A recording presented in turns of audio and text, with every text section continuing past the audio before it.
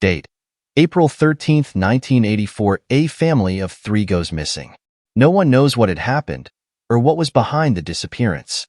But on one cold night of December 12th, 1984, the mysteries will become well-known and haunting. Let me explain. On the cold night of December 12th, 1984, at 9:30 p.m. Eastern Standard Time, a man in his 40s was casually looking out his window in the pitching whilst sitting in his grandma's rocking chair. Then he spotted something out of the ordinary. It was a humanoid figure, standing at about 6 foot 2 inch. That was his estimate. He didn't really think anything of it, because he thoroughly it might have been his neighbor doing something to their yard, but realizes they took a vacation to Miami, Florida. He also realizes that a majority of his neighbors aren't that tall, so he gets binoculars to get a closer look. It was somewhat visible outside, and it was 2 houses down across the street. Anyways, he takes his binoculars and gets a closer look, and what he saw was so frightening that it could make a grown man cry and possibly puke. What he saw was a 6 feet 9 inches beast. It had long, shaggy hair. His limbs were elongated, and his fingers were bent in every which way possible. There was somehow flies surrounding this odd figure, although there was snow. The figure limped, kind of like a zombie would. The figure was holding an axe. It was in fact trying to pry open the walls of his neighbor's walls to get in, and God knows what. So the man called 911 and went up to his room, locked his door, and closed the blinds. He peeked out his window, and he saw the odd creature run away into the woods as soon as the officers arrived. The officers took a closer look at the house. It had huge dents and things from the powerful blow from the axe. Also, some black gooey mysterious substance. It was very odd, indeed, and the officers took it in an evidence baggie. What you read, there was a creature nicknamed the Rogue. It is a 6 feet 9 inches creature that has elongated limbs, with fingers that bend in every which way possible, with the long shaggy hair. It appears around the winter months at exactly 9:30 p.m. Eastern Standard Time. It will always carry an axe, and it'll always drip the black substance, which carries an unknown disease, acid, and wait, blood, too? Yes, including blood.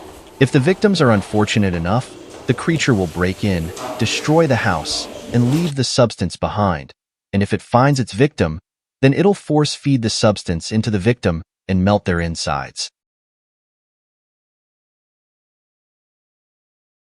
I found my copy of one of my favorite 3DS games, Tomodachi Life. After 8 years of losing it and finding other interests, I popped the game into my 3DS and thought it would be a good idea to start fresh and do a new game. As I was deleting my saved data, I was being guilt-tripped by the game like normal. This normally happens 4 times, where the 4th time is the main me fading off the screen and saying goodbye. But instead of it saying goodbye, while the me was fading off the screen, it just stared at me with an angry expression on his face. After that, I named my new island and created my new main me, but when I finished creating the new me, and when I got to the point where the game was going to tell me to make a friend for the me, instead of my new main me asking to make a new me, the me just said, "Oh, would you look at that? There is already someone else here. I better go and introduce myself." And the screen just cut to the new me. It was my old main me, and it was staring at me with an angry expression again, just like when I deleted the save file.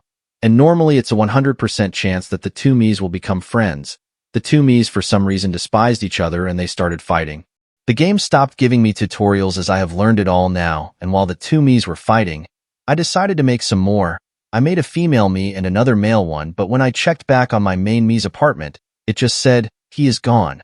I couldn't track him anywhere, and when I checked on my old main me, the me was still staring and it had a new apartment, a red apartment. Soon I realized that the old main me had just murdered the new one. I visited the old me and it simply said, "I gave you the childhood you always wanted, and this is how you say thanks?" After that, the game crashed and it just wouldn't boot up again, and now every time I go to sleep, I always get nightmares about that same me, and I never touched a Nintendo console ever again. Tell me what you think. One night in 1995, there was this man who dies while sleeping. No one knew what had happened. An autopsy was done and had showed no signs whatsoever of a heart attack or cardiac arrest. The man had a clean record of any heart problems. His medical records just shows vaccines and normal checkups, nothing out of the ordinary. It wasn't just that man, however. It has been almost the whole neighborhood, with the same results. So researchers went and conducted a study and tracked everyone's sleep, or one woman's sleep, perhaps. They put a camera in her room to see if anything happened, and oh boy, won't they be surprised. Something caught their attention. One woman watched a horror movie just before falling asleep. Then when she hit the REM stage, rapid eye movement, which you have dreams in that stage, the camera showed that she woke up in terror, then suddenly died without a trace. It was so odd that a researcher said, "Holy shit." It wasn't the fact that she died that way, though. It was the fact the camera had caught something quite odd, to say the least. The camera caught an odd sound, growling sounds, but the woman never had a dog. Then, just out of view, something starts trotting towards the woman's corpse. A tall, humanoid figure. Looks to be as if it's 10 foot tall. It hunches over like a grandparent. It looks like it's in a gross, decaying state, with hair that's skinnier than a string bean. Then it started by eating the woman's face off, the eyes first, then eating the flesh of her. All that was left was her bones. The researchers were truly shocked, terrified on what they had just witnessed. One even threw up. What you read there is called the real-life horror movie phenomenon, where an unlucky soul watches a horror movie just before closing their eyes. Then when they fall into a dream, that same monster that was described will be there and strangle you in your sleep. Then you wake up in horror, then die. Then the creature, given the nickname of Anomaly X, will start devouring you, head to toe. Comment if you want more. Red heart, and if you made it this far, congrats. Here's a cookie. I awoke with a jump. I couldn't see much as I had just woke up. There was an eerie silence, the one in which a horror movie would use. It was cold. I was cold. Too cold to move. Huff, huff, I heard in the distance. Was I dead? What was going on? I heard a slight sound coming from inside my hallway dorm. There was sobbing. I couldn't move. All I could do was shovel myself under my blankets. I heard breathing. I couldn't focus. Me having a mental disorder, I couldn't handle it, and from stress I fell into the sweet, oblivious balm of sleep. Morning came, and I asked my roommate about the crying. "Hey Sam, last night did you hear any sobbing?" It pissed me right off. A silence was sat in place for a few seconds. "Yes, I did. It was me. I was crying at seeing a thing watching you sleep." Michael sat in the chair, his wrists restrained by shimmering, enchanted handcuffs that seemed to pulse with otherworldly energy. His voice filled the room, resonating with the weight of truth as he spoke. "Because God, Jehovah, is a writer," he began, his words painting vivid images of celestial tapestries and worlds both magnificent and forsaken. As Michael spoke, wisps of ethereal light danced around him, illustrating the grandeur and complexity of God's creations. And like all writers, he continued, his tone unwavering, he churns out draft after draft. My world, this world, nothing but failed drafts. Castiel, standing opposite Michael, watched intently, his expression a mixture of confusion and disbelief. "No, that's not right," he interjected, his voice betraying his uncertainty. "Why would he do that?" "Because he doesn't care," Michael replied, his voice tinged with bitterness. The magical restraints around his wrists seemed to tighten, emphasizing his frustration.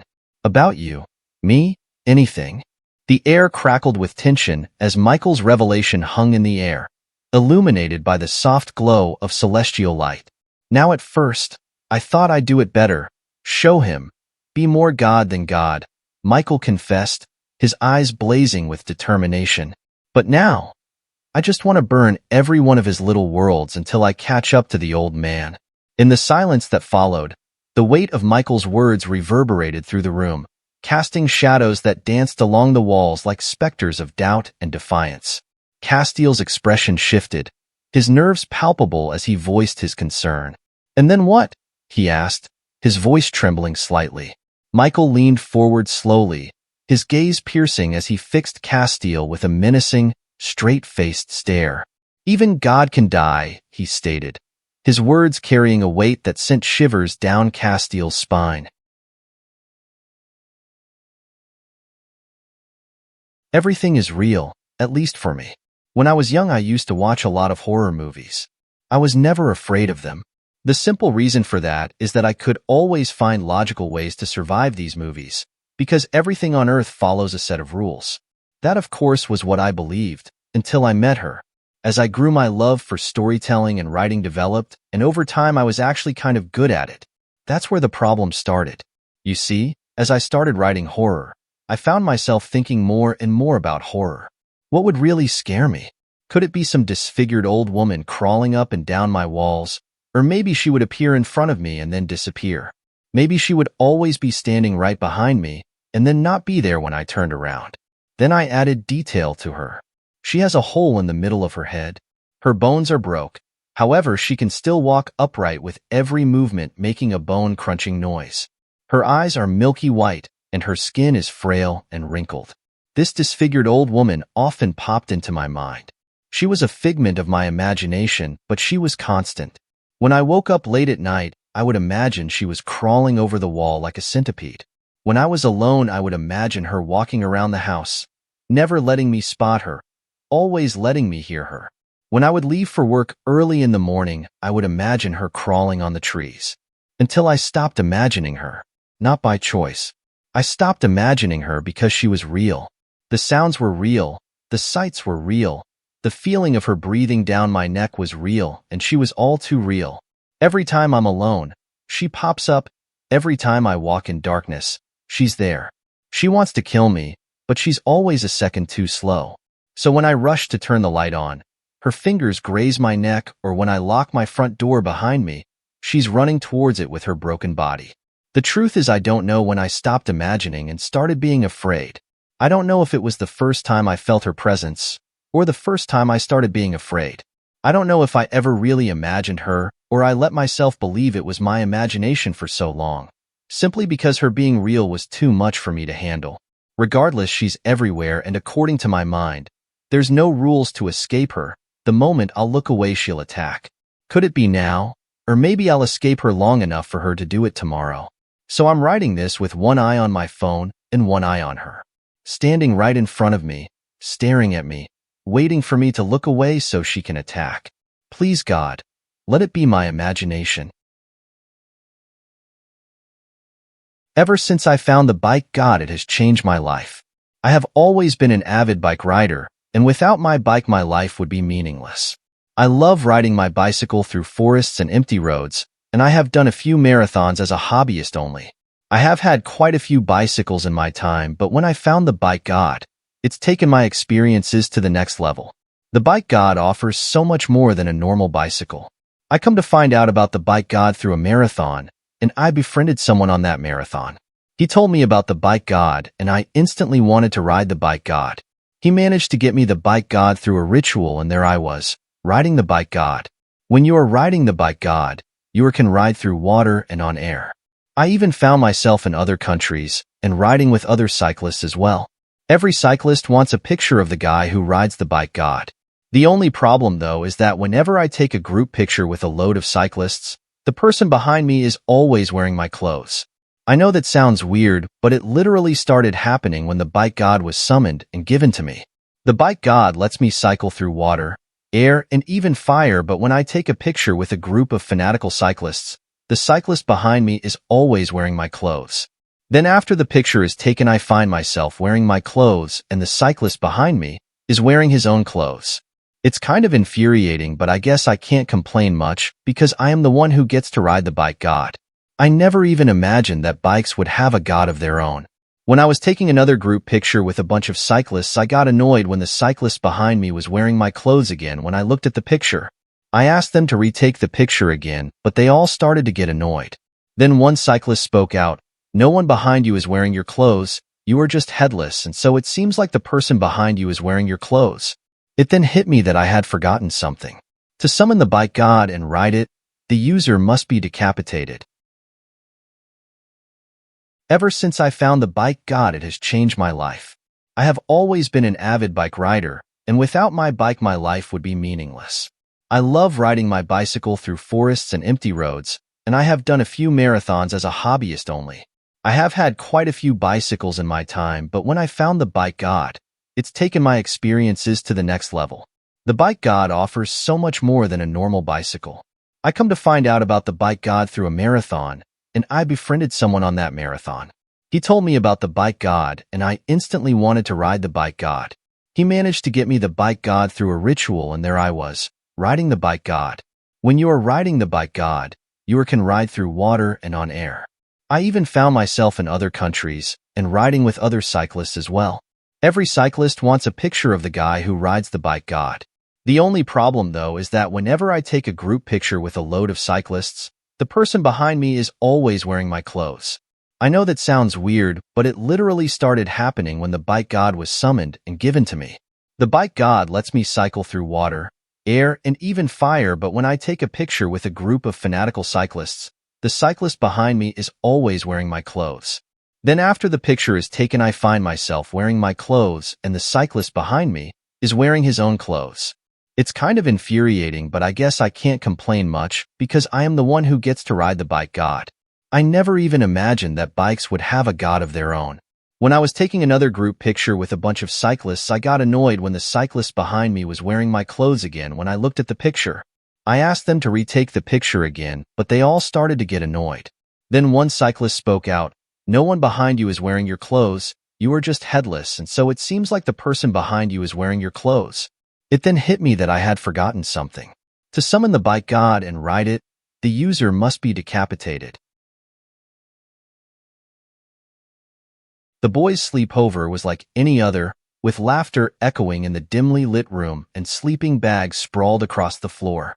As I lay in my sleeping bag, browsing my phone, time seemed to slip by unnoticed until the digital clock displayed the ominous hour of 3:33 a.m. The room felt colder, the darkness thicker, and an unsettling quiet settled over us. I glanced up from my phone, the eerie glow casting strange shadows across the room. That's when I noticed it, the closet door creaking open, as if beckoning me into its depths. My gaze fixed on the half-closed door, my mind racing with possibilities, none of them comforting. The air grew heavy with a sense of foreboding, and beads of sweat formed on my back despite the chill. My heart hammered in my chest, the sound reverberating in my ears, drowning out the whispers of my friends asleep around me. Slowly, almost teasingly, the closet door continued its ominous journey, revealing darkness within. My muscles tensed, my breaths coming in shallow gasps as fear gripped me in its icy claws. And then, a hand emerged from the darkness, its grotesque appearance sending a wave of terror through me. A black humanoid figure stood before me, its features obscured by long, tangled hair and unnaturally long nails coated in filth and decay. I could feel its gaze upon me, its intentions unknown but undoubtedly sinister. Driven by instinct and fear, I cried out for my mother, a desperate plea for safety in the face of the unknown. But instead of comfort, the figure lunged towards me with inhuman speed, its rotting nails finding their mark in my flesh with a sickening squelch. With a jolt, I woke up, drenched in cold sweat, my heart still racing from the horrifying dream. It took me a moment to realize it was just a nightmare, but the memory lingered like a stain on my mind. As I tried to calm my racing heart and gather my thoughts, I glanced at my phone once more, dreading what I might see. 3:33 a.m. glared back at me mockingly, a reminder of the twisted reality my mind had conjured.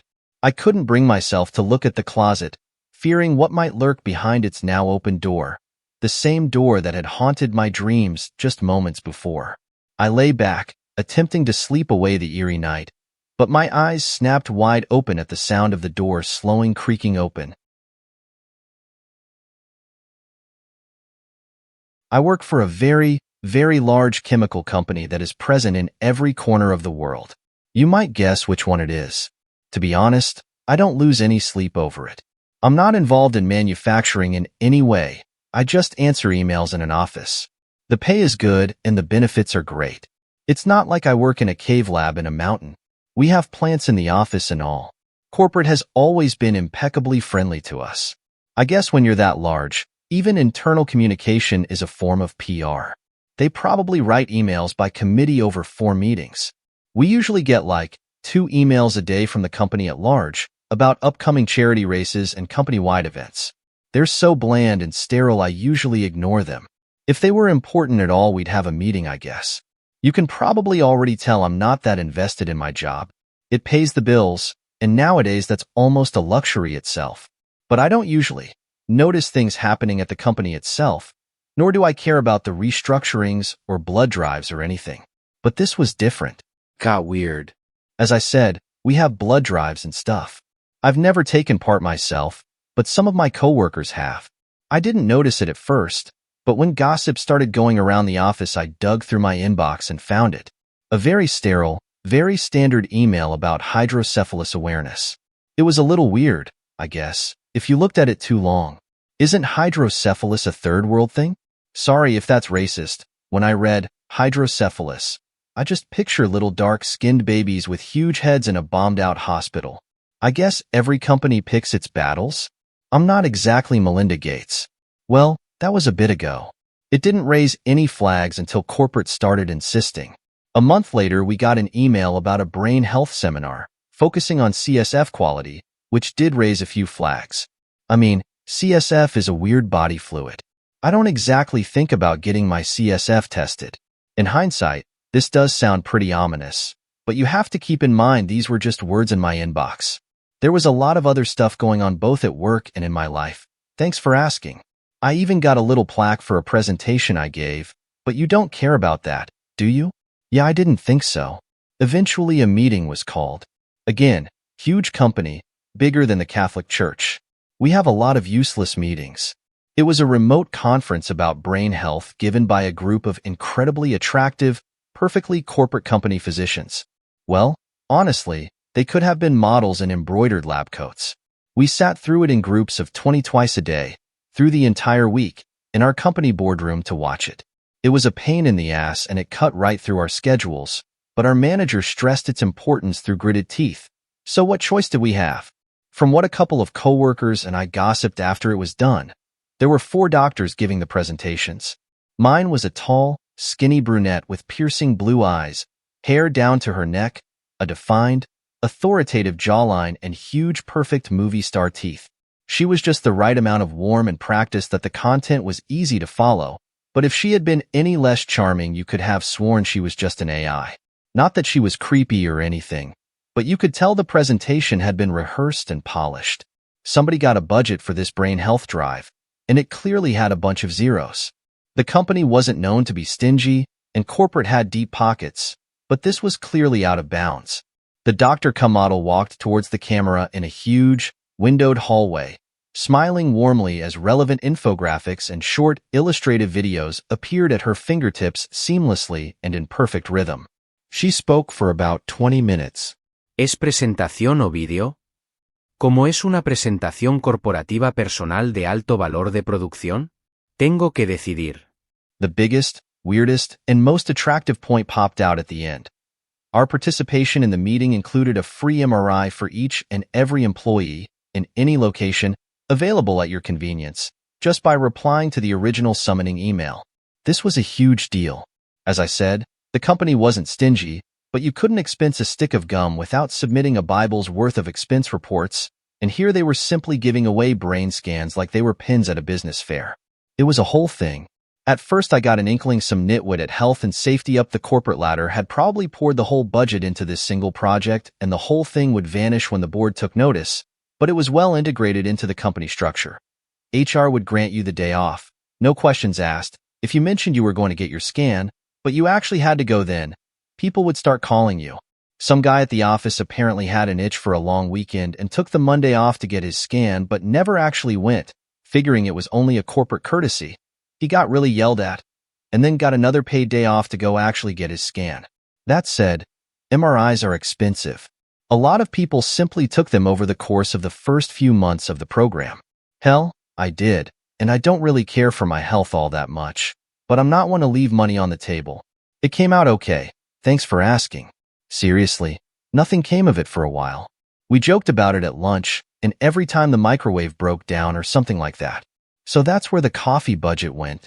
There was this really good one where the microwave had a soy jack face and, you wouldn't get it. We shared posts about the impossibly hot doctors that were really interested in your spinal fluid. But we also had brunch and Chris got married and I finished a race. A lot of stuff happened. And then inevitably, it got weird. Yeah, you knew it was coming. This isn't a story about a company with a harmless brain fetish. It had to get weird. So I ran a race, right? Well, I ran it with Chris. Chris is this amazing, perfect machine of a man who does everything right. He's smart, handsome, warm with a broad smile and a firm handshake. He talked me into running with him thrice a week as he was getting in shape for his wedding. He, of course, ran every single day. Chris' story is all the more amazing because he was actually born with hydrocephalus. He showed us some baby pictures where his head is like, real big. It doesn't really impact him on the daily as an adult. He just has a shunt that drains his extra spinal fluid into a cavity in his torso. Ah, now you see where this is going. Well, maybe not, because the Dow Chemical Company isn't fucking stupid. They didn't kidnap Chris to harvest his brain juice with a turkey baster, or anything like that. They did, however, promote him. Many times, in a very short time frame. Chris was a mere QA supervisor, but he dreamed of going over to health and safety. He was actually pretty on board with the whole brain scan thing, even if he found it a little off the beaten path in terms of corporate-sponsored health initiatives, especially given his condition. Yeah, it wasn't long after his wedding when corporate took notice. I guess it was an insurance thing, some box he ticked somewhere, and then things got real good for him. First, he got called into a meeting with H&S, which was both exciting and a bit scary. He told us over rice noodles in the break room one day. The microwave was still broken, by the way. The next day, he stood up from his desk and walked into our largest meeting room, and walked back 2 hours later with the biggest smile I've ever seen plastered on his face. He was going to be a star. He told us excitedly how they were very impressed with his track record and interest in the department, and when a coworker had written a glowing recommendation letter to them about his most inspiring story, they just had to meet him. They extended him an invitation to participate in a special Inspiration All Around Us capsule to be sent as a mass email every month. Nobody reads those, but we would for our friend. I couldn't help wondering, though, who wrote that letter? Did anyone? Or had corporate been digging through his medical records? Had they been through mine, too? Why? And then, nothing else happened. I got a different, better, remote job. Chris now works in Dow H&S and shares daily posts on workplace safety. I don't think I've seen a photo of him where he isn't wearing a safety vest in years. I've met with my former coworkers for drinks a couple of times over the years, a group that dwindles in size as people move away, have children, or make cooler friends. Chris doesn't, though. I'm told he doesn't drink anymore. I need to really underline the following. I don't know nor care what is Dow Chemical doing with people's brain juice. The most charitable explanation I can come up with is that they are getting a very juicy tax rebate for focusing on hydrocephalus relief, but that doesn't square with the absolutely massive budget that the brain juice people had. What do I really think is happening? Well, Dow is a chemical company that has faced thinning profits in the last years. Their business always starts with a massive expenditure in production infrastructure. The Dow Chemical that brought pesticides and agrochemicals to the entire world, that leveled half of Vietnam? I think they're back, baby. I remember when the first of the Russians attacked back in February 2022, crossing the border like armies of orcs. Though they were unorganized, and many were drunk or poorly trained, there was such a massive number that they still managed to spread chaos and bloodshed everywhere they went. People lived in fear, and many remembered the war crimes committed by the Soviet Army in World War II, especially against tens of millions of German women and girls. Ukrainian women and girls near the battlefield lived in constant fear of being kidnapped by Russian soldiers, knowing their long, sick history of committing atrocities against unarmed civilians. Even worse, the Russians had a history of kidnapping children, supposedly to send back to Russia, though many were never seen again. Within days, the Ukrainian government enlisted me. I got sent to the border of Donetsk. When I got to the battlefield, I found a city in flames. Artem, my squad leader Dmitry called from the front of the pack. Keep up. I looked around, realizing I had been daydreaming as we trooped past the miles of rubble and destroyed buildings. Many of the soldiers in front of me were barely men at all, just boys really. Many had only recently graduated high school. They continuously looked around with gleaming eyes and stark fear engraved on their young faces, staying together like a herd of antelope afraid of the lion. Overhead, I heard the distant roaring of planes and fighter jets. Faint bomb blasts echoed from all corners of the city. I started to jog forward, to rejoin the troop, when a high-pitched shrieking whine pierced the winter air directly overhead. I immediately froze, still far behind the last soldier. I looked up and saw a white blur flash through the air, crashing straight down from the sky like a meteor. Before anyone could react, it erupted with a mountain of fire and an earth-shaking cacophony. The flash was like looking into an exploding star, sending me flying backwards. The ground shook and cracked, the deserted streets' pavement heaving and trembling beneath me. A long arm of flame reached upwards into the air, expanding and consuming everything around it in a growing inferno. Men screamed all around me. Body parts littered the ground like pieces of litter. I saw Dimitri's head staring up at me from the nearby sidewalk, his eyes still slowly opening and closing. Black smoke erupted in thick plumes all around me, choking and acrid. Groggily, I started to push myself up, seeing all the scrapes and cuts on my body. I had landed hard on my back. I felt something warm and sticky running down it. Fumbling, I reached back and found a sharp rock stuck deeply into my skin. I pulled out the bloody thing with a cry of pain. I felt weak and sick. I bent over, retching. After a few moments, my head seemed to clear, though it still hurt even to breathe. I tested all my limbs and found that they still worked. I was bleeding from dozens of small cuts, but, at that moment, that meant less than nothing to me. My adrenaline was so high that I didn't even feel most of them until later. Once I realized everyone else in my troop was either dead or dying, I didn't hesitate. I turned and ran. As I looked back at the crater of smoke and broken bodies laying on the street, I realized just how close I had gotten to death. If I had been 20 feet closer, in a blind panic, I sprinted back the way we had come. Homes and apartment buildings in flames sent clouds of smoke into the frigid, cloudless sky, turning the world dark as if a solar eclipse were taking place. The dying screams of my few living comrades followed me out, their voices filled with unimaginable pain and terror as the last few grains on their hourglass descended. I existed in a state of animal panic, alone and surrounded by the enemy without my troop. I had lost my radio sometime during the bomb blast and couldn't even call for help. Moreover, I had never been to this part of Ukraine and had no idea where I was going. As soon as I was out of the city, I heard shouting. I looked forward, seeing a line of tanks and soldiers heading towards the entrance to Donetsk. My heart dropped as I realized they were speaking in Russian. Thick woods surrounded both sides of the road. I sprinted blindly into the brush, hoping that they hadn't seen me. After a few minutes of running, I started to slow down, wondering if I had gotten away.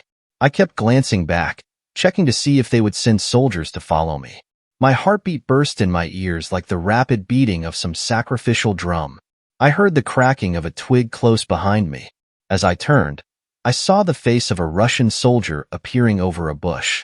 His blue eyes looked as cold as ice, the predatory eyes of a killer. Gunshots exploded all around me as I ducked behind a large pine tree, hugging my rifle to my chest. The bullets smashed into the bark of the tree, sending sharp splinters flying in all directions. I had no idea how many there were. When they stopped to reload, I leaned out from behind the tree and sprayed a round of bullets where I had last seen the Russian soldier. Someone screamed as a splash of blood covered the leaves and forest floor. Immediately, another rifle started firing, the bullets whizzing right past my head. I felt a burst of heat on my left hand, then a rising current of agony sizzling through my nerves. In the heat of the battle, I didn't dare look down even for a moment, but I could feel the blood running over my hand like warm raindrops. With no good options left, I took a grenade out of my belt and pulled the pin. I tossed it as hard as I could in the direction of the enemy before taking off sprinting across the woods. Someone started shooting, but a moment later, the grenade went off. The rifle immediately fell silent as a high-pitched whine filled my ears, deafening me. I looked down, realizing my pinky and ring fingers were mostly gone. Two mutilated stubs of fingers, a quarter-inch long, spurted crimson torrents in time with my heart. I felt lightheaded and sick just looking at the damage. The pain made it hard to think or focus on anything. I existed in a state of pure instinct, just another injured animal running for its life. After a few minutes of blindly sprinting ahead, I had to stop and rest. I sat down on a flat boulder, surrounded by evergreens and the cold, whipping wind of the Ukrainian winter. In my pack, I had bandages, tourniquets, antiseptics, and even a single auto-injector of morphine. I grabbed the syringe and injected it into my tricep. As I cleaned the mutilated hand, I felt a rising sense of peace and tiredness. The pain, while not entirely gone, had grown duller, and now it seemed 1,000 miles away. I started wrapping up my hand with sterile bandages. The spurting blood from my 2 fingers stained the bandages red, forming crimson ink blots that soaked through them instantly. I was exhausted from all the running and fighting. I had, after all, only finished boot camp and training a couple days before, so my body and mind had been pushed to the limit even before Donetsk. I focused on my breathing, feeling the sweet relief of the morphine rushing over my mutilated fingers. I blinkade fast. I don't know when, but sometime while wrapping up my hand, I fell asleep. Within moments, I was dreaming of men with cold, blue predatory eyes looking down on Ukrainian children who screamed and thrashed on surgical tables. Doctors in white lab coats speaking Russian came over to look down on them. With the glittering of a scalpel, the doctors knelt down and began their grisly work. I woke up suddenly, surrounded by thick blankets of darkness. Overhead, the dim light from the stars and moon barely cut through the wisps of clouds. I estimated that a few hours must have passed, at the very least. It felt like my left hand was being stabbed over and over.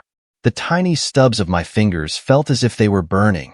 Strangely enough, I would have sworn I could still feel the fingers there, almost like some ghostly pins and needles memory of the digits. I gritted my teeth, looking down at my first aid kit. I had used all of the morphine. Swearing, I clawed through the pack until I found some naproxen, then dry swallowed them. I doubted whether the generic Aleve would do much to relieve such a throbbing, unending pain, however. I heard something behind me, a sound that came across as faint as a whisper. It was like the breathing of a sleeping infant, calm and rhythmic. Confused, I pushed myself up and turned on the flashlight attachment to my rifle. I flicked the bright LED light over the bushes and naked, leafless trees. "Don't shoot!" A small voice cried in Ukrainian, full of panic. A little girl crawled out from behind a pine tree, her face filthy, her clothes torn and covered in grime. She had slices all over her body. Her blue eyes looked up at me with pain and horror. "Please, don't let them take me again. Who are you?" I asked, taking a step back. I glanced around, expecting a trap. "You aren't with the Russians, are you?" she said. I just shook my head. "No, I'm not," I said. "Now I asked you, who are you? Where did you come from? How did you find me out here?" "My name is Daniela," she said, brushing a lock of dirty blonde hair out of her eyes. The girl didn't look older than 8 or 9, if I had to guess. "I was kidnapped from my parents in Ukraine, along with all the other children in my town. The Russians said they would send me to live with a good Russian family, who would raise me to believe in the values of the true motherland. But I didn't want to go. I got scared, and when the soldier tried to take me from the house, I grabbed a knife off the kitchen table and stabbed him in the leg. They knocked me out, smashing their rifles into my head until I lost consciousness. When I woke up, I was with dozens of other children, tied down to steel tables in some concrete basement. They were doing horrible things to the ones on the other side of the room, dissecting them alive and cutting off pieces of their bodies. They worked their way slowly over to me. When the doctors came in with the syringes full of black, glittering fluid, though, things got out of control. I was trying to undo the knot that kept me tied down to the table. My father had insisted I keep a small folding knife hidden on me after the Russians invaded and started kidnapping and murdering children. I had hidden it in my underwear, and after a few minutes, I was able to wriggle around so that I got hold of it. I started sawing through the knot, holding my arms down when the first children started to change. Their eyes turned as black as pools of oil. Their skin became bloodless and vampiric, and all the horrific wounds they had started to heal. I saw chests stitching themselves back together, ribs regrowing like fingers reaching out. Their bones lengthened and cracked, twisting and reforming as I watched. Then the children who had received the injection started to laugh and gnash their mouths together. I saw the doctors stop, looking at each with expressions of horror.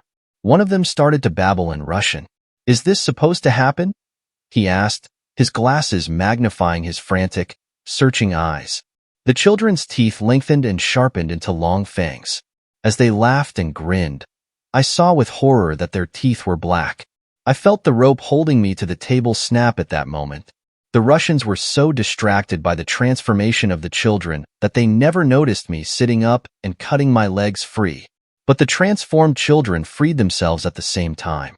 I heard their ropes snap as a diseased, gurgling laughter ripped its way out of their throats. With jerky, twisting movements, they rose, pushing themselves off the surgical tables. As their black teeth flashed, they launched themselves at the doctors. One girl bit off the head doctor's nose while a Russian soldier screamed orders at her. He came up behind her and stabbed her in the neck, but she held onto the doctor's nose like a dog with a squirrel in its mouth. Black blood the color of charcoal poured from her neck, but her smile never faltered. The other boys and girls with the black eyes attacked the Russians. I didn't look back again, but I ran out of there. The stairway from that room of horrors led up into this forest. Whatever site the Russians used, it was in the middle of nowhere. There wasn't a road or a house nearby. I've been wandering for the last few hours, trying to find my way back to Ukraine and my family. I felt sick listening to this poor girl's story. Of course, I didn't believe much of it. I figured she had been kidnapped by Russian soldiers and had probably made up a fantasy rather than remembering the actual incomprehensible horrors she must have witnessed or experienced. "Yeah, I'm trying to find my way back too," I said, yawning. My entire body hurt. "My name's Artem. You can come with me. It will be safer with 4 eyes than with 2, after all." Daniela nodded eagerly. If I had to stay in this dark forest by myself for another hour, I might go insane, she whispered. Looking around furtively, I could have sworn I heard soft footsteps and this weird, choking laughter while I wandered. "When?" I asked. "How long ago?" The terror in her eyes shook me, making me feel uncertain. "About 5 minutes before I found you," she said. Without warning, she leapt forward and wrapped her arms around me. Oh God, I was so scared. It's those children changed by the Russians, the children with the black eyes. I just know it. "Okay, then come on," I said, pulling her. I looked back in the direction I had come. "I think I know the way out of here. The only problem is, it leads towards Donetsk, where the Russians are as thick as fleas. I think we should veer to the left, away from the city. Perhaps we'll come out further down the road and be able to find a Ukrainian unit." Daniela stayed so close to me that I nearly tripped over her multiple times. If I had let her, I'm fairly sure she would have hugged me the entire way. "Something's going to try to grab me," she whispered. "No, really, it's okay, Daniela," I said, patting her head. "You don't have to worry. If someone tries to take you, I'll shoot them, okay?" I gave her a small smile. She didn't return it. After a few minutes of walking, I thought I heard faint, diseased breathing far behind us. It was so faint that I could barely tell. But there were other noises, too, footsteps that seemed as light as air and, occasionally, a small, choking laugh, like the laugh of someone with a slit throat.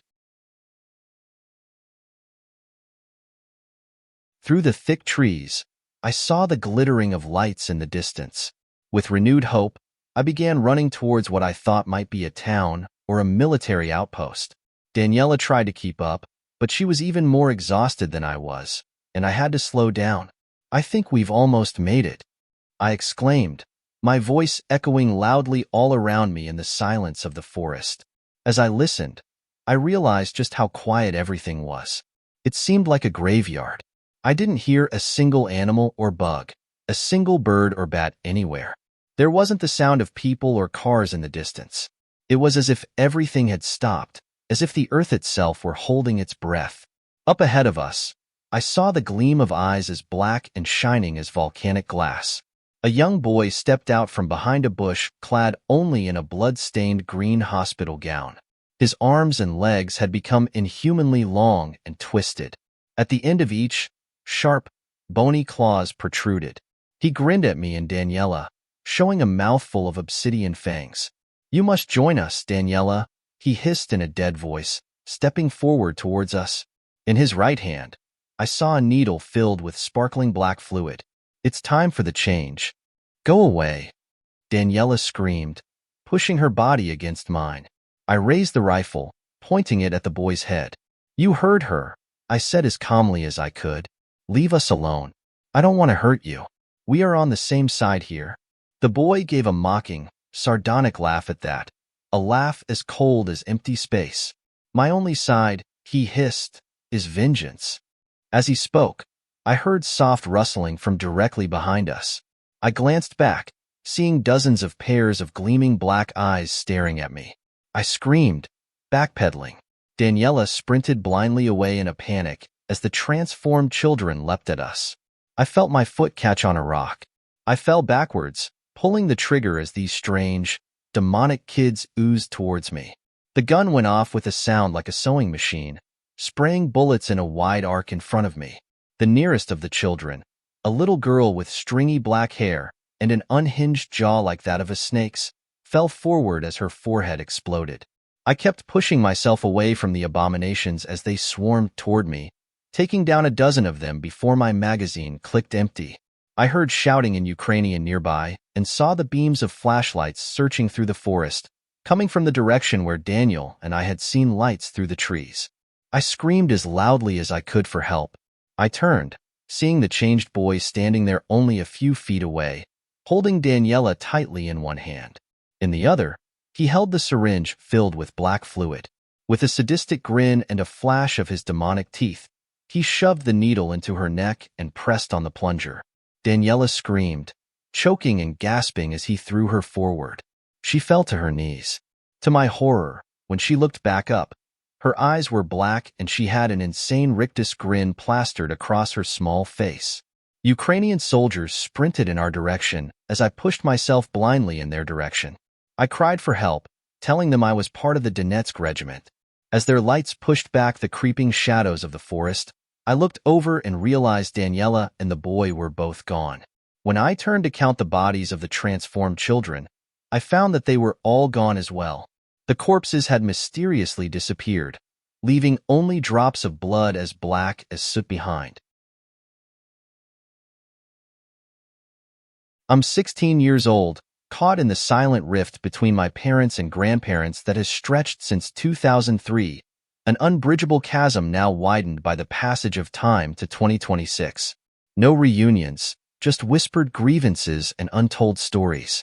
One fateful Christmas, my grandparents broke the silence, their tentative call to my mom a crack in the frozen facade of our family history. Permission granted, I found myself in their warm, but eerily quiet, company. Together, we baked cookies and crafted a hearty dinner, laughter and joy a thin veneer over decades of estrangement. Amidst the warmth and cheer, my grandma beckoned me to the basement, promising a secret gift. Descending the creaking stairs, the air grew colder, a chill that foretold the impending horror. A neatly wrapped bicycle stood beside a towering white freezer, innocently festive against the darkness that lurked within. A putrid stench wafted from the freezer, curiosity overriding caution as I pried open its lid. What lay within shattered the merry illusion of the holiday, a ghastly scene of violence frozen in time. Elderly figures, once vibrant, now grotesquely contorted, their faces unrecognizable. Their faces seemed to be bashed in as if it was beaten by a sledgehammer. Clutching my roiling stomach, I noticed a framed photograph nestled among the frozen horrors. Trembling fingers traced the edges, revealing a picture of innocence with me and two strangers, marred by the macabre. My younger self smiled back, blissfully unaware of the horrors that would unfold. The disturbing realization hit me. Were these truly my grandparents? If not, then who were these unfortunate souls preserved in icy captivity, their tragic story concealed within the icy tomb? A distant call from above shattered the frozen tableau, yanking me back to the present. "Honey, hurry up. We want to see you open your gift." His grandma's voice rang out, a discordant note against the frozen echoes of the past. "What's your name?" I asked the girl. She looked like a survivor from a death camp. It was strange seeing such shell-shocked, dead eyes on such a young face. She couldn't have been older than 6 or 7, with raven-black hair and ice-blue eyes. "Mary Ann," she whispered, looking around furtively. "I'm Alice," I said, giving her a comforting smile. We continued walking quickly along down the hill. Giant mushrooms passed by on both sides. In the distance, the dim glow of the castle lights gave an eerie radiance to the clouds of mist that passed like thunderclouds in front of its many spiraling windows. "Keep your voice down," she said in a low, scared voice. "The Jabberwock can hear the slightest sounds. I've seen it. It puts its head down on the ground and just listens. I think it can even hear footsteps sometimes." I looked at her, astonished. "Are you from this place?" I asked. She shook her head, a wave of deep sadness passing over her face. "I was taken from my home," she said. "I used to live in California, but I was kidnapped by the walrus. He's crazy, you know that?" I nodded. "Well, he used to talk to himself a lot, and I would listen. He had another girl in the cage when I got there, but he ended up," she paused, looking like she wanted to throw up. "He ended up boiling her alive and then eating her." "Jesus Christ," I whispered, horrified. Her face had taken on a greenish cast at the memory. "But the walrus also talked about the gateway they use," she said, "to kidnap children from our world. Apparently, the Queen's followers pass through it all the time. It takes you wherever you want to go, as long as you think about it while crossing through." I stopped, grabbing her shoulders and turning her to face me. My heart thundered in my chest. "Are you saying there's a way out of this hell?" I asked. She nodded slowly. "So the walrus said, but he's insane," she repeated, glancing over to the castle looming over us like a guillotine. "But, according to him, it's in the basement of the Château de Douleur." I immediately began walking toward the castle, but the little girl shook her head violently. "I'm not going in there for anything," Mary Ann said, her face chalk white. I took her hand. "It's the only way," I said. "Unless you want to stay here forever, we need to go into the castle. Your family must be worried sick about you. We need to get you home." "The woman there is very sick," Mary Ann cried in a quavering voice as tears started to stream from her eyes. I continued to take her hand, pulling her forward to the castle. I wanted to leave this horrifying place as soon as possible. We walked on quietly, the occasional cries of the Jabberwock ripping through the air. I wondered what had happened to my father, whether he was still stumbling around the dark woods all alone. The castle loomed up through the fog, the flickering, yellowish glow through its many underholes piercing the mists like daggers. In front of the castle, I saw 2 soldiers clad in medieval armor with crossbows held in their hands. They sat in 2 chairs next to the open gate of the castle. I tiptoed as close as I could, watching them, but they didn't seem to move or speak. They didn't even seem to breathe. I wondered if they were mannequins or statues of some kind. Then I saw the thick blood dripping from their open helmets. Mary Ann and I snuck closer to the door, making sure to keep ourselves out of view from anyone inside. I found the soldiers both dead, a bullet hole torn through the center of each of their faces like dripping tunnels of gore. "What the hell?" I whispered as I heard my father's voice ring out from inside the castle. "Where the fuck is she? Where's Alice, you goddamned bastards?" I heard him scream. I grabbed Mary Ann's hand and drew her forward. We peeked around the corner of the gate, but no one was in sight. It was just a front entrance hall with flickering torches and cobblestone floors, walls and ceilings. Hanging from the walls, I saw painting after painting of a woman with very dark, dead eyes and a broad smile that showed glittering metal teeth. She wore a poofy rococo dress covered in countless red frills, bows and lace that would have been at home in the time of Marie Antoinette. "The Red Queen," Mary Ann said, crossing herself as she uttered the name. "God, please don't let us see the Red Queen." We followed the corridor straight into the heart of the castle. Grated metal doors covered the sides of both walls, most of them closed. From behind the doors, I heard soft weeping and moaning and an occasional scream of agony. I quickly hurried Marianne past them. "Do you know where you're going?" I asked, but she shook her head. "I've never been into the castle," she answered. "I just know the entrance is down below." We turned a corner and I found the grinning, insane face of my father standing there, his gun drawn. "Hey, baby girl," my father said, grinning. "Remember me?" He cocked the pistol and put it directly to the front of my forehead. Its cold, circular barrel felt like an eel's mouth kissing my skin. He gave a cold, venomous look at Marianne. He grabbed her roughly by the neck and pulled her along as he prodded me forward with the gun. "I want to do this in a private place, not in a hallway. I know you deserve your mother's fate, you stupid bitch. You brought us all to hell, didn't you? I know this is hell." His voice deepened as he said this. I tried to protest, but he continued to scream in insane gibberish. As we walked down the hallway, a giant set of slatted, metal doors loomed ahead of us. They suddenly flew open. The White Rabbit stood there, grinning at the three of us. His needle-like teeth gnashed together, his mouth chattering excitedly. "Have you brought new sacrifices to the Queen?" the White Rabbit asked, excited, his bone-white eyes twinkling. "Fuck you," my father spat. "This is my daughter. I will discipline my own child like I did my wife." The White Rabbit laughed, a gleeful, cheery sound. My father raised the pistol, his hand trembling as he pointed it at the rabbit. "Move aside," my father ordered. "I have no issue with you, demon." The White Rabbit nodded happily as he gave a squeak of pleasure. He disappeared in the shadows of the dark hall. My father continued prodding us forward through the doors. As soon as he stepped foot in the hall, a gleam of metal swung through the air. I instinctively shrieked. Marianne pulled loose from my father's grasp as a gleaming, metal croquet mallet came hard on his head. His skull exploded, scattering black hairs stuck to bone fragments in every direction. The pistol went off, the bullet flying into the enormous stone ceiling high above us. I looked up at my savior, seeing a tall woman dressed in a fluffy, blood-red dress. She wore a crown of sharp, silver spikes with tiny skulls impaled on the top of each. "Have you come to join the circle?" the Red Queen asked, her metal teeth flashing as she gave a wide smile. Her eyes looked flat and dead, almost painted on like the eyes of a doll. I glanced above her head to the left side of the enormous chamber. To my horror, I saw an Iron Maiden there, a metal coffin hanging suspended by a series of thick cables to the ceiling. A spiral staircase on wheels was pushed next to the Iron Maiden. Its lid was tightly shut. Drops of fresh blood continued to drip out of the bottom.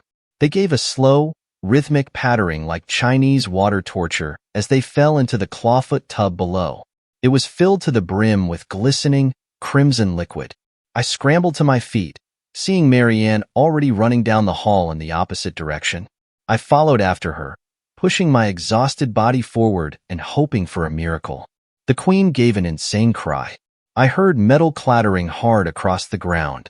Looking back, I saw her running after us, the blood-stained metal mallet held above her head. Her insane eyes twinkled with the thrill of the chase. As we turned down random hallways, I found a servant's staircase leading both up and down. Marianne had almost run past it, but I screamed at her. "Marianne, come back," I said. She turned. I pointed to the stairs. "There's a way down. Come on, Marianne. We're late." She nodded, her pale, thin face looking beyond exhausted as we stumbled our way down the steps, the Red Queen still only a couple paces behind us. At the bottom of the stairs, a cold, prison-like basement loomed in front of us. Children were chained to the walls, many of them crying and covered in blood. At the end of the basement, I saw a giant mirror, but its reflection was strange. I didn't get to look at it for more than a moment, however, before Marianne collapsed at my side. She was breathing hard, her eyes rolling, her sunken face twitching. "I can't run anymore," she whispered as the Red Queen gave a lunatic battle cry. I tried to pull Marianne up by her hand, but within seconds, the Red Queen had closed in on us. I backpedaled quickly as the mallet came down on Mary Ann's skull, squashing it like a bloody pancake. I felt sick and weak, but my adrenaline screamed at me to get out of there. I turned toward the end of the chamber. A mirror flashed in front of me, nearly 10 feet tall and surrounded by intertwining silver vines. I could see myself reflected in it, but the background was not the background of the castle. Instead, I saw a dark forest and a burning house. I ran toward the mirror. Behind me, the Red Queen screamed in fury. I felt a whizzing of air behind my head as she swung her deadly croquet mallet. As I hit the mirror, I felt a sensation like warm water covering my skin. Everything went translucent, wavering and fading in and out. I continued running and, after a few steps, the dark forest materialized around me with a popping sound. I cried out as I tripped over something heavy laying in the brush in front of me. Groaning, I looked back and saw my father's body laying there, his head smashed into a disgusting soup of curly black hairs and brains. Police sirens shrieked on the nearby road. Their blue and red strobing lights filled the forest with a sudden illumination. Their brakes squealed as they pulled up in front of the burning house. A few ran out, yelling orders and screaming for fire trucks and ambulances. Lightheaded and gasping, I pushed myself up and ran toward the flashing lights and away from that portal to hell. As the police drove me out of there, I heard a Johnny Cash song playing from the radio up front. Now I remember after work, Mama would call in all of us. You could hear us singing for a country mile. Now little brother has gone on, but I'll rejoin him in a song. We'll be together again up yonder in a little while. One of these days, and it won't be long, I'll rejoin them in a song. I'm gonna join the family circle at the throne. Oh no, the circle won't be broken. In the crimson radiance of the sunrise that streaked across the clouds like streams of blood, I thought I could see the faces of my mother and father, not them as dead or insane, as they had been on the last, horrible day, but back when they were happy and whole. I broke down then, crying uncontrollably, the weight of the tears that overflowed from my eyes feeling as heavy as the entire world. Every night as I lay in bed, I heard the screaming, the shattering of plates and glasses as my mother and father fought and threw everything at each other within reach. They were drunk again, as usual. I just hoped the police wouldn't come again tonight. I wished they could be happy. Finally, around midnight, the voices started to fade. I felt my eyes closing as sleep came over me. But, just before I nodded off, I glimpsed a pair of eyes with black, slitted pupils peeking at me from the corner of the room. Beneath them hung a wide, grinning mouth. The mouth had dozens of triangular, razor-sharp teeth that glistened bone-white in the dim glow of the nightlight. Unattached to any visible flesh, the eyes and mouth floated in the air like wavering moonbeams. I sat up in bed, stuttering. What is this? I whispered, staring deeply into glowing eyes. Am I dreaming? No, not dreaming, Alice. Just mad. The thing hissed, its sharp fangs pulling apart. It gave a high-pitched, insane cackle at this. We're all mad here. But your father is the maddest of all, I'm sorry to say. Or, perhaps he's just a little odd. It is hard to be sane every single day, after all. Who are you? I quietly asked as a shard of terror pierced my heart. A childish voice in the back of my mind screamed at me to simply pull the covers over my head and hide. The Cheshire Cat, of course. I'll be your guide when you need me. Your adventure will be starting any second now, Alice. His eyes glimmered brighter as a scream rang out from downstairs. I heard my father yelling, and then a gunshot rang out, shattering the night. Something heavy fell, thudding against the floor. Ah, there it is. The journey of 1,000 miles begins with the first step, after all. What's happening? I asked in horror. The Cheshire Cat's glowing face faded like the embers of a dying fire, but his voice continued to speak in the darkness. Heavy footsteps started to ascend the stairs. Something cold and empty slithered through my heart as a feeling of dread overcame me. He's coming, the Cheshire Cat said in a gleeful tone, the voice coming from all around me. If you want to live, jump out the window. You have 10 seconds to decide. Alice. I heard my father yell drunkenly, slurring his words.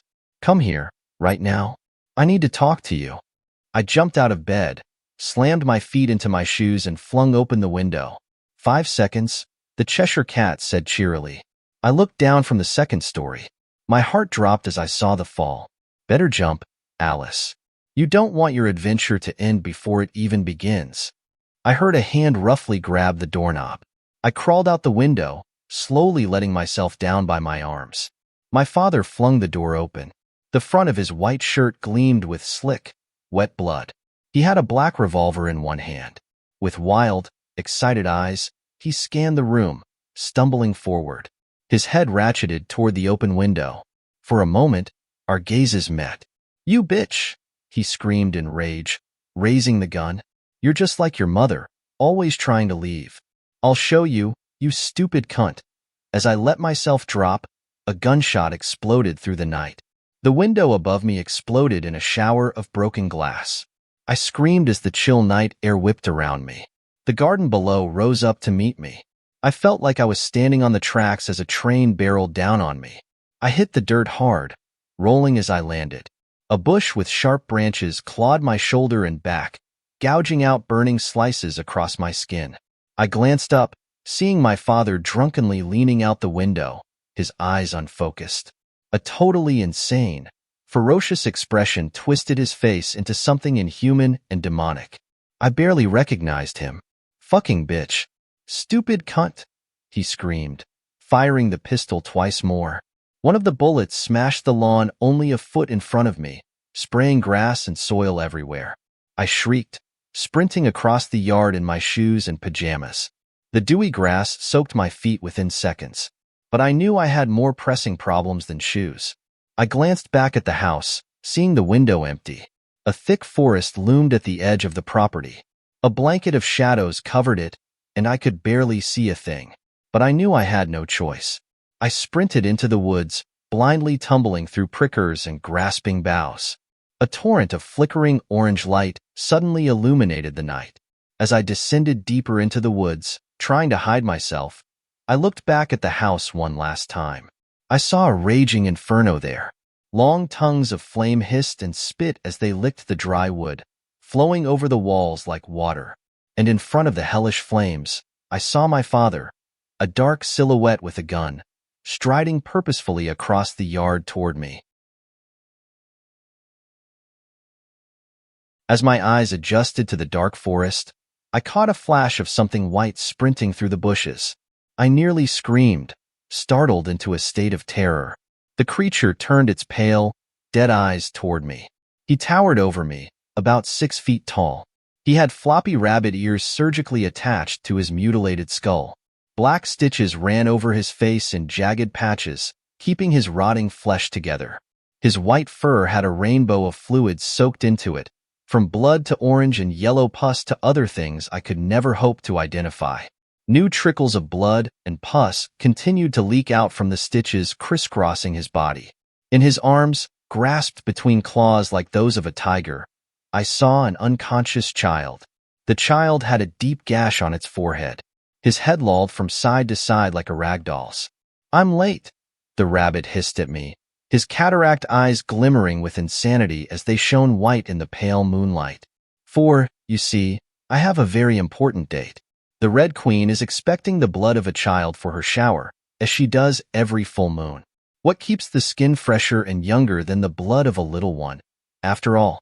His lips cracked apart in a wide grin, showing blackened gums mottled with sores. His pointed, needle-like teeth reminded me of some nightmarish deep-sea fish. I stood there, speechless, until the sound of cracking twigs and whipping branches not far behind me startled me back into action. I started running, giving the insane rabbit creature a wide berth.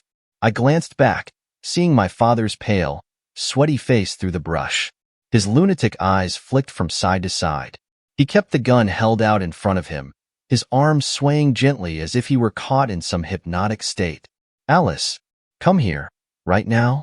How dare you?" I only glanced at my father for a second before turning my gaze forwards again, but, by then, it was too late. In the panic of the moment and the darkness of the forest, I didn't see the 6-foot-wide hole that stretched across the earth like a gaping maw. I gave a startled shriek as my foot dropped into empty air. Before I knew what was happening, I was slipping, my arms pinwheeling. I tried to regain my balance, twisting my body around. I saw the rabbit there only a few paces away, grinning at me, the unconscious, kidnapped child slung across his shoulder like a bag of potatoes. I fell backwards. The scream that tried to rip its way out of my throat seemed to get stuck there, and I could do nothing but stare blindly up as the rabbit lunged in after me with a cry of excitement. The last glimpse I caught of the forest showed my insane father stumbling toward us, still crying my name with drunken fury. The air whipped around me, the roar of it like the whine of a tornado shrieking in my ears. The hole at the top shrank into a pinpoint as the rabbit and I fell downwards together into total darkness. We seemed to spiral around each other. No matter how I tried to pull away, the rabbit always seemed to be right there. The last glimpse I saw before the shadows closed in was the rabbit's dead eyes flashing excitedly as he glared at me with a face like a corpse. Then the shadows drew around me like a curtain shutting on a stage. Only my own screams and the ragged breathing of the rabbit surrounded me for what felt like an eternity. Slowly, my consciousness slipped away. After that, I remember nothing for what felt like a very long time.